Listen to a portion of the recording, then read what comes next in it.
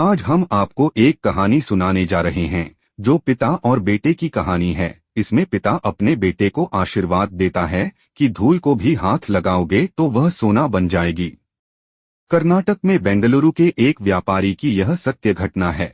जब मृत्यु का समय सन्निकट आया तो पिता ने अपने एकमात्र पुत्र धनपाल को बुलाकर कहा कि बेटा, मेरे पास धन संपत्ति नहीं है कि मैं तुम्हें विरासत में दे सकूं, पर मैंने जीवन भर सच्चाई और प्रामाणिकता से काम किया है, तो मैं तुम्हें आशीर्वाद देता हूं कि तुम जीवन में बहुत सुखी रहोगे और धूल को भी हाथ लगाओगे तो वह सोना बन जाएगी। बेटे ने अपना सिर झुकाकर पिताजी के पैर छुए। पिता ने सिर पर हाथ रखकर आशीर्वाद दिया और संतोष से अपने प्राण त्याग दिए।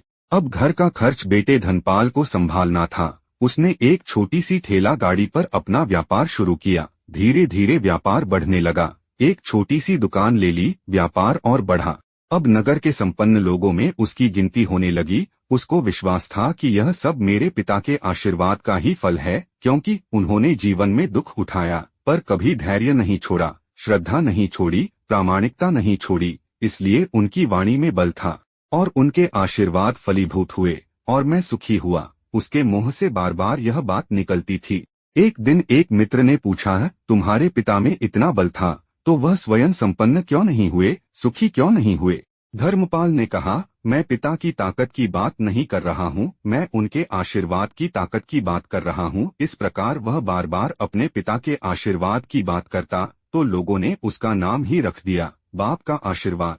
धर्मपाल को इससे बुरा नहीं लगता था। वह कहता कि मैं अपने पिता के आशीर्वाद के काबिल निकलूं, यही चाहता हूं। ऐसा करते हुए कई साल बीत गए। वह विदेशों में व्यापार करने लगा। जहां भी व्यापार करता उसको बहुत लाभ होता। एक बार उसके मन में आया कि मुझे लाभ ही लाभ होता है तो मैं एक बार नुकसान का अनुभव करूं।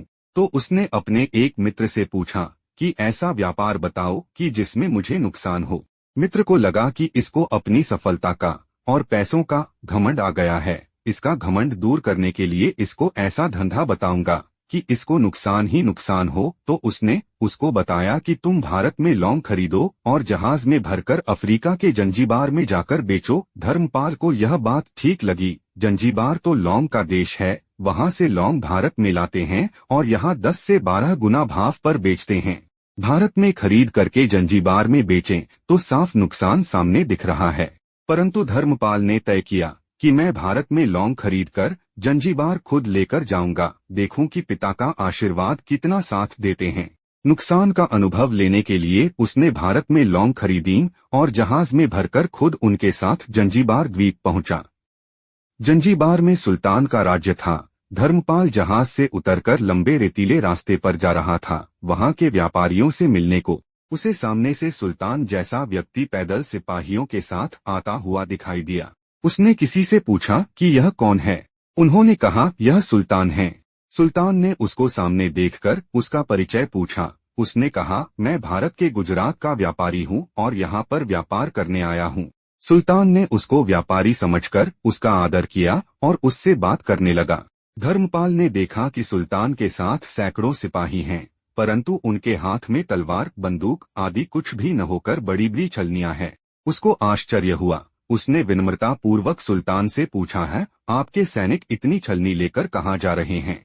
सुल्तान ने हंसकर कहा, है बात यह है कि आज सवेरे मैं समुद्र तट पर घूमने आया था, तब मेरी उंगली में से एक अंगूठी यहाँ कहीं निकलकर गिर गई। अब रेत में अंगूठी कहाँ गिरी पता नहीं, तो इसलिए मैं इन सैनिकों को साथ लेकर आया हूँ। यह रेत छानकर मेरी अंगूठी उसमें तलाश करेंगे। धर्मपाल ने कहा, अंगूठी बहुत महंगी होगी। सुल्तान ने कहा, नहीं, उससे बहुत अधिक कीमत वाली अनगिनत अंगूठी मेरे पास हैं, पर वह अंगूठी एक फकीर का आशीर्वाद है। मैं मानता हूँ कि मेरी सल्तनत इतनी मजबूत और सुखी उस फकीर के आशीर्वाद से है, इसलिए मेरे मन में उस अंगूठी का मूल्य सल्तनत से भी ज्यादा है। इतना कहकर के सुल्तान ने फिर पूछा, है बोलो सेठ, इस बार आप क्या माल लेकर आए हो?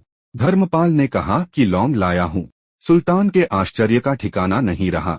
यह तो लौंग का ही देश है सेठ, यहाँ लौंग बेचने आए हो? किसने आपको ऐसी सलाह दी? जरूर वह कोई आपका दुश्मन होगा। यहाँ तो एक पैसे में मुट्ठी भर लौंग मिलते हैं, यहाँ लौंग को कौन खरीदेगा और तुम क्या कमाओगे? धर्मपाल ने कहा, मुझे यही देखना है कि यहाँ भी मुनाफा होता है या नहीं। मेरे पिता के आशीर्वाद से आज तक मैंने जो धंधा किया उसमें मुनाफा ही मुनाफा हुआ, तो अब मैं देखना चाहता हूँ कि उनका आशीर्वाद यहाँ भी फलता है या नहीं। सुल्तान ने पूछा है, पिता के आशीर्वाद, इसका क्या मतलब? धर्मपाल ने कहा, मेरे पिता सारे जीवन ईमानदारी और प्रामाणिकता से काम करते रहे, परंतु धन नहीं कमा सके। उन्होंने मरते समय मुझे भगवान का नाम लेकर मेरे सिर पर हाथ रखकर आशीर्वाद दिया था कि तेरे हाथ में धूल भी सोना बन जाएगी। ऐसा बोलते बोलते धर्मपाल नीचे झुका और जमीन की रेत से एक मुट्ठी भरी और सम्राट सुल्तान के सामने मुट्ठी खोलकर उंगलियों के बीच में से रेत नीचे गिराई तो धर्मपाल और सुल्तान दोनों का आश्चर्य का ठिकाना नहीं रहा। उसके हाथ में एक हिरेजड़ित अंगूठी थी। यह वही सुल्तान की गुमी हुई अंगूठी थी। अंगूठी देखकर सुल्तान बहुत प्रसन्न हो गया। बोला, वाह खुदा, आपकी करामात का पार नहीं, आप पिता के आशीर्वाद को सच्चा करते हो। धर्मपाल ने कहा, फकीर के आशीर्वाद को भी वही परमात्मा सच्चा करता है। सुल्तान और खुश हुआ, धर्मपाल को गले लगाया और कहा, मांग सेठ, आज तू जो मांगेगा मैं दूंगा।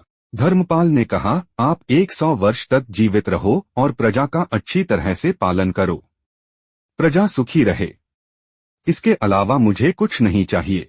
सुल्तान और अधिक प्रसन्न हो गया। उसने कहा, सेठ, तुम्हारा सारा माल मैं आज खरीदता हूँ और तुम्हारी मुँह मांगी कीमत दूंगा। हमारी यह कहानी यहाँ खत्म होती है। कृपया हमेशा अपने बुजुर्गों का सम्मान करें, यही भगवान की सबसे बड़ी सेवा है। यह कहानी अच्छी लगी हो तो सब्सक्राइब जरूर करें।